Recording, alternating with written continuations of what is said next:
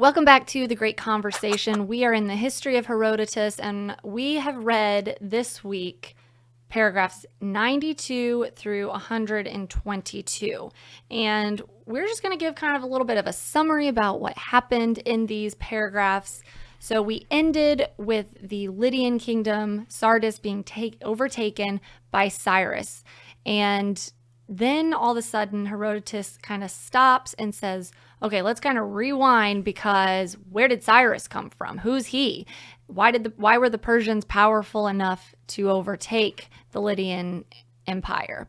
And so he kind of rewinds. Herodotus says, this is just one of the angles. I'm going to tell you this. I'm going to tell you in a couple other ways, but let's kind of go through with this angle. And so he rewinds and he talks about the Medes. Where did this kingdom and this empire come from? And so he talks about Deioces and how he came into power. And then Deioces has a son who says, okay, well, my dad was really good at ruling over the Median Empire, but I want to overtake more. Yeah. And so he dies pretty young in his reign. And then he has a son who I think is really enjoying his reign. Well, he apparently was a very well-skilled military leader. He organized archers, and he organized like the spearmen and everybody into specific units. So then he goes out and he conquers most of Asia, Herodotus says, and makes a really good advancement in the Median kingdom. Yeah. And so this is Astyages. And so let's kind of go back to Deioces. Yes. Where did he come from? How was he set up as king over this empire? Well, the Medes were a people that had revolted, and there was this chaos. And then all of a sudden, Deioces says, there needs to be a judge. We need somebody to decide what is just and unjust. So he starts judging and ruling in that way of the people. He's really good at it. He's really good at it. The people are very comfortable with it. He actually starts gathering a few other people, and then he says, you know what? I don't need to do this anymore. I need to take care of my own affairs. So he withdraws, and chaos erupts He again. leaves a void. Yeah, and what I'm wondering is, did he do that on purpose? Because when he pulls out of that position, chaos erupts, and I guess we'll find out maybe in these other accounts of Herodotus, but chaos erupts and the people go back and find Deioces and say, please come back and judge us, and we actually want to set you up as king. Yeah. And he says, sure, okay, sounds good. Let me tell you how you're going to build my kingdom, where I'm going to live. I want to pick my bodyguards. You're going to equip me for that, people. Yeah. Yeah, super interesting. It's like like you said, it was like a master plan. He's playing the long game, right? He's like, I see that I'm needed here. I'm going to pull out, show them how much I'm needed, and then when they ask me, now I've got the upper hand. Yeah. Yeah. And so he does that. They set him up as king. He rules. He has his son, like we said, and his son takes over. Herodotus was Deioces' son. Yes. He decides, okay, I want to take on more than just our kingdom. So he does, but he dies in battle trying to overtake Nineveh. Yes. Not successful.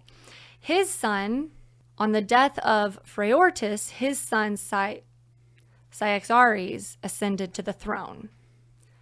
And he was the one that it was reported that he was more warlike than any of his ancestors. Good catch.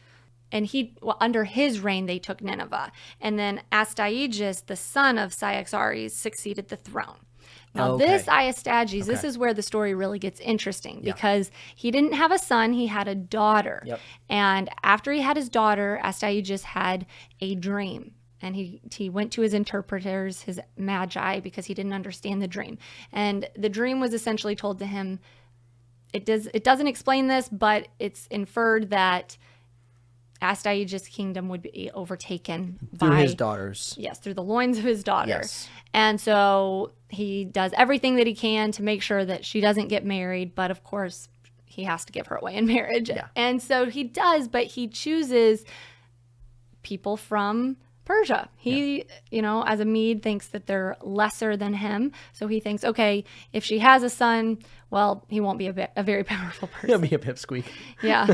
So she gets married to a Persian, has a son, and at this point, Astyages freaks out because he has another dream that the vines from her loins and it will overtake the Medes. And so he plots to have his grandson murdered. Yes. And he does this through someone he says as his closest servant. His name is Harpagus. Yeah. So he calls Harpagus and says, take my grandson, who is a newborn, probably just a couple days old, and kill him. Well, Harpagus says okay to the king, but he understands that this is royal blood and he would have the stain of that blood on his hands. So he calls the cowherd and tells the cowherd, you need to take this child and murder him, put him out with the wild beasts and have him eaten. Tell me when he's dead and we'll bury him. Yes. Well, the cowherd goes home. His wife has just given birth to a stillborn. And she says, don't kill this child. Take my dead child to Harpagus. Show him that the king's grandson is dead. And we will raise this child as our own. His name at this point, the baby's name was Cyrus, but they do not call him that. So they raise him up. And in the story, this young boy is out playing with some other friends and he's playing king. These other children say, you cowherd son, you'd make a great king. So rule over us. And so he does, but he actually whips one of the children for not obeying him. He was one of the legal advisors of the king's child. Beats him of some sort, and the child complains to his dad, and his dad takes it to the king, and the king is furious. So he calls in the cowherd and his son, and at this point, when the cowherd's son is telling what happened, Astyages recognize that there's something in this child that looks like his family, looks like himself. It looks like royalty, like the way in which he's composing himself, and even the way in which he told the story and admitted to the wrong. He's like, wow, this kid, like, he has something. Yeah.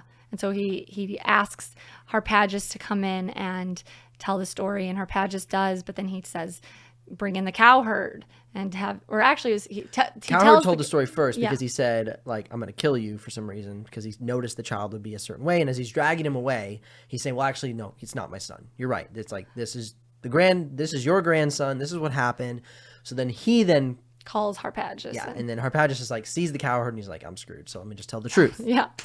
Well, the king, Astyages, acts like everything's fine. Like, oh, good, fate had it that my grandson would be alive. And so Harpagus, I'm going to have a banquet and you're invited to it and come and enjoy. So Harpagus is all excited, goes home, tells his only son to go to the king. And so his son goes. Well, when he appears before the king has him killed, cut up into pieces, and cooked. And this part I could just hardly read. Who didn't see that coming, though? Like, I totally saw that coming, because it's like he played him so hard, because it's like, you can't expect the king to be happy that you failed an order. Like, does he know nothing about like the history? Like, has he not read Herodotus? Exactly. No, I'm not making light of it, but what I'm saying is, like, I was expecting that. Like, an evil ruler, hell bent on keeping his kingdom, doesn't have an order carried out, and you're gonna pay for it. But he played a smooth one on him, and that was awful. It was terrible. At the banquet, Astyages serves his son to Harpagus, and Harpagus pretty much I think he'd probably be like, well, I'm not gonna give the king the joy of me freaking out knowing this, and so there's nothing I could do. So I say okay, and I go home and start scheming. Because I know that that's all I can do. So this happens, and the king decides, okay, well, I need to go and talk to my magi to see what I'm supposed to do about my grandson that's actually now alive. So he kept his grandchild, said, okay, you're not going back to the cowherd and his wife. And when he goes and speaks to the magi, they say, oh, well, Cyrus, he already ruled. He ruled over those children. He was the king of the neighborhood. So yeah, that your dream was fulfilled. You don't have nothing to worry about. He's had his time. Your dream's fulfilled. We wouldn't lie to you, because we know that if this wasn't true, then we would be overtaken just as you are. So they all convince the king that he's fine. He doesn't need to be paranoid. And the king decides, okay, I'll send Cyrus back to Persia. He can grow up with his parents. So he sends him off, and he arrives with his parents. And at this point, it kind of flips back to Harpagus deciding, okay, how am I going to create this plot that will work? And at this point, he's written a letter. He has cut open the belly of a hare, sewn in the letter, and sent it with one of his slaves looking like a hunter to Persia to deliver the letter to Cyrus. And that's where we're left off. The beginning of the next paragraph that I'm excited to read, because we stopped at 122, 123 afterwards, when Cyrus grew to manhood and became known as the bravest and most popular of all his compeers. ...